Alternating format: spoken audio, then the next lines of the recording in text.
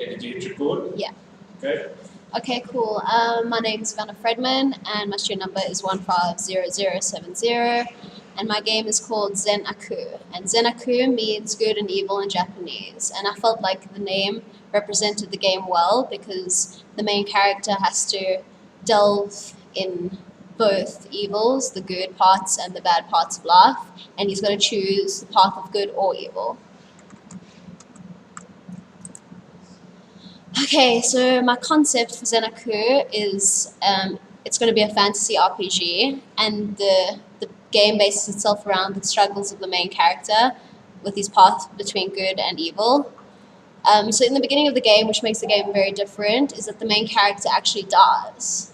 He starts off as a human and he dies, and he goes to a spirit world, and the spirit says he can either choose to be good and help bring his family's souls to rest as well as his own, or he could seek out the bad people on this earth and end them, but without freeing his own soul. So the whole mechanic of the game is the Yin and Yang circle. So Yin means good or fire, and Yang means cold or bad. Well, it doesn't really necessarily mean that way, but in the game it does. So depending on whether you do good and evil in the game, the Yin and Yang circle will change. So this is Lovey's backstory. In the beginning of the game, he does a favor for his father, and his father works in a temple, and he goes out to buy supplies, and he gets hijacked by bandits, and he goes and he decides that he wants to get back at them, and he burns down their base. So he runs home, and he either tells his parents or he just goes straight to bed, trying not to think about it. And he wakes up in the middle of the night and he sees his whole temple burning, and he freaks out, and he knows what's going on. So the first thing he does is he runs to his sister's room and sees that her room is completely ransacked. Then he runs out seeking his parents, but he sees blood on the floor. And obviously at this point he's fearing for the worst. And then he sees his mother and his sister dead and his father dying. And his father tells him to follow the path his heart weaves. And then at this point the bandits know he's there and they chase him out, and he jumps out the window. And he runs into the forest and he eventually gets caught. And the bandit beats him up in the end, and he dies, and that's when the game really does start. So Lavi means lion in Hebrew, and I thought that represented him well because he's going to become a lion dog. He's quite a quirky and snarky character. He tends to be quite mischievous, and he does things for himself mostly. And he's stubborn, and he tends to act on a whim. But he works for his father, and he loves his family very much. It's a third-person fantasy adventure RPG. So when he dies, the spirit tells him he can either spend the rest of his new life guarding and protecting and helping others, in turn freeing his and his family's souls, or he can choose the path of revenge, where he sets out to destroy all the bad people on the earth, including those who wronged him and his families. This will, however, free his family's souls, but not his own. Okay, so the game, you have to do quests for other yokai, and a yokai is a spirit in Japanese, and they tend to act differently on your alignment. So if you're good yokai will either be drawn to you or kind of be indifferent towards you, but if you're bad, good yokai will look at you and they'll be like, oh, okay, I better fight this guy. So you kind of get attacked by most good yokai, and if you're bad, bad yokai will kind of approach you and ask you for quests and for them to help you, but they won't help you if you're good.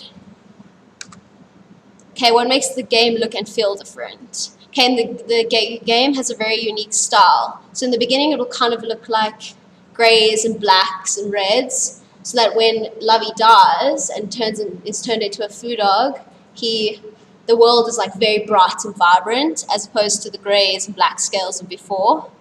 Okay, each lion dog has a different color pattern. So the Yang, which is the fire dog, uses fire and lightning, and its color patterns are hues of reds, oranges, and yellows.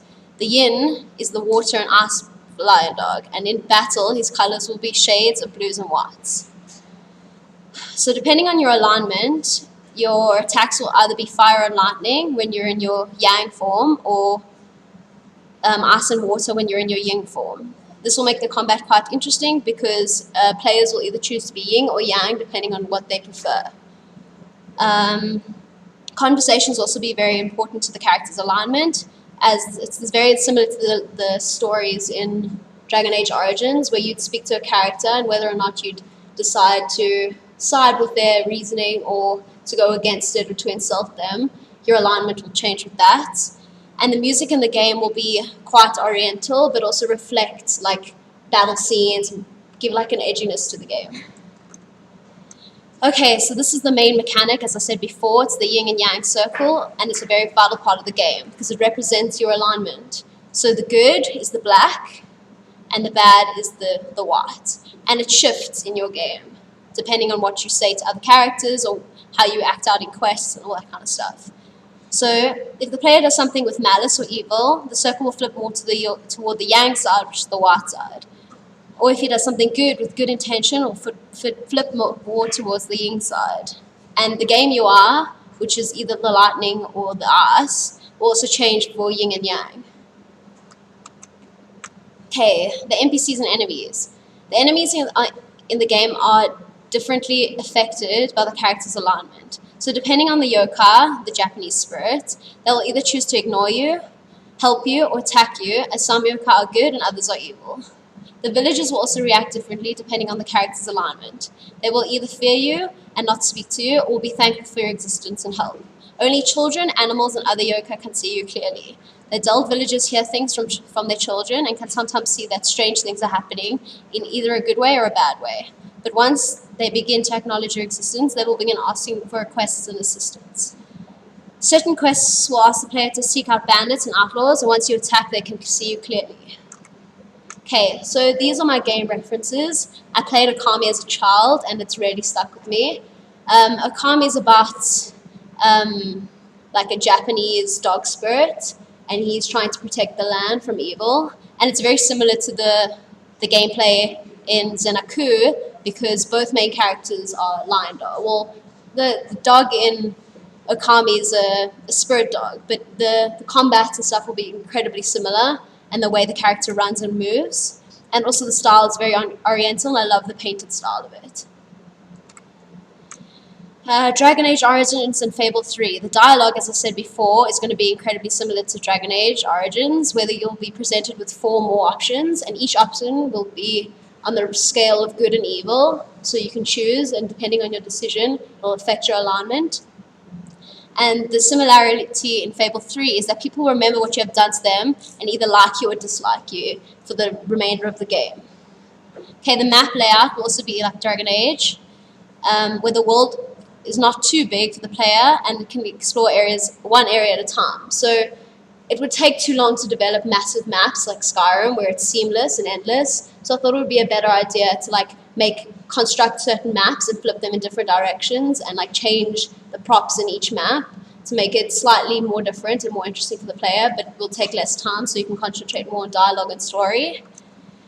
Okay, for my platform, my audience, the game will be developed and centered on PC, but later can be adapted to console.